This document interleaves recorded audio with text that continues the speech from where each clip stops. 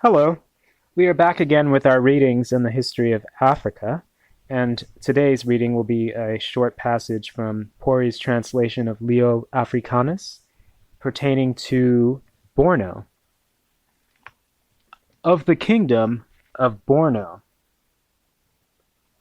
The large province of Borno, bordering westward upon the province of Gwangara, and from thence extending eastward 500 miles, is distant from the fountain of Niger almost 150 miles, the south part thereof adjoining unto the desert of Set, and the north part unto the desert which lieth towards Barca. The situation of this kingdom is very uneven, some part thereof being mountainous, and the residue plain. Upon the plains are sundry villages inhabited by rich merchants, and abounding with corn. The king of this region and all his followers dwell in a certain large village.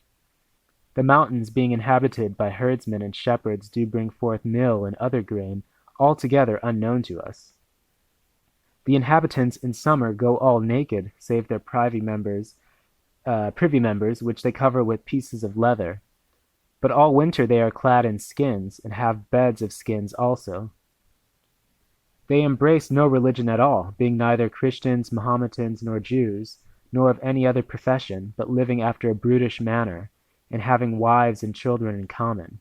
And, as I understood of a certain merchant that abode a long time among them, they have no proper names at all, but every one is nicknamed according to his length, his fatness, or some other quality. They have a most puissant prince, being lineally descended from the Libyan people called Bardoa. Horsemen he hath in continual readiness to the number of 3,000, and an huge number of footmen, for all his subjects are so serviceable and obedient unto him, that whensoever he commandeth them, they will arm themselves and follow him whither he pleaseth to conduct them. They pay unto him none other tribute but the tithes of all their corn. Neither hath this king any revenues to maintain his estate, but only such spoils as he getteth from his enemies by often invasions and assaults. He is at perpetual enmity with certain people inhabiting beyond the desert of Sahel, who in times past, marching with a huge army of footmen over the said desert, wasted a great part of the kingdom of Borno. Whereupon the king of Borno sent for the merchants of Barbary, and willed them to bring him great store of horses.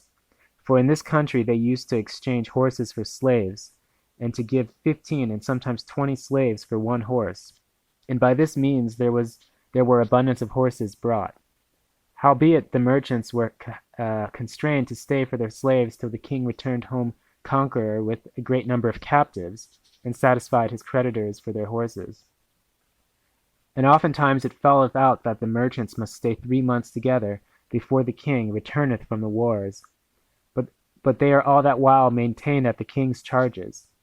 Sometimes he bringeth not home slaves enough to satisfy the merchants, and other whiles they are constrained to await there a whole year together, for the king maketh incursions but every year once, and that at one set and appointed time of the year. Yea, I myself met with sundry merchants here, who despairing of the king's payment, because they had trusted him a whole year, determined never to come thither with horses again.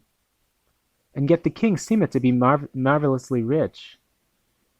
For his spurs, his bridles, platters, dishes, pots, and other vessels, wherein his meat and drink are brought to the table, are all of pure gold. Yea, and the chains of his dogs and hounds are of gold also. Howbeit this king is extremely covetous, for he had much rather pay his debts in slaves than in gold. In this kingdom are great multitudes of negroes, and of other people, the names of whom, because I tarried here but 1 month, I could not well note. So, Leo Africanus is one of our interesting sources on 16th century Borno. It doesn't seem like he actually visited or personally was in this part of Africa, since it appears that for much of his description of the land south of the Sahara, Leo Africanus was likely relying on information received from other people and stories. And it seems like a lot of historians, particularly since the colonial era, have believed quite literally this interpretation of Leo Africanus of Borno state relying on slave raids, and the slave trade being a much larger a more important part of the Safawa economy than it really was.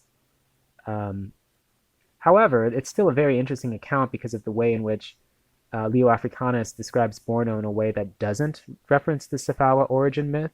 You know, the idea that the Safawa descendants dynasty are descendants of the historic king of Himyar Seth. And it's also interesting in the sense that he repeats classical literary references to the Garamantes, the idea in particular of them living in common and not having names. But also interesting is the fact that he references the Bardoa of the Libyan people. And this appears to be a sign that he recognized that the origins of the kings of Kanem Borno lay among the Saharan Tubu Teta peoples. So even though we have to use Leo Africanus with great caution, um, there's still some useful details to be gleaned from his account of Borno, short as it may be.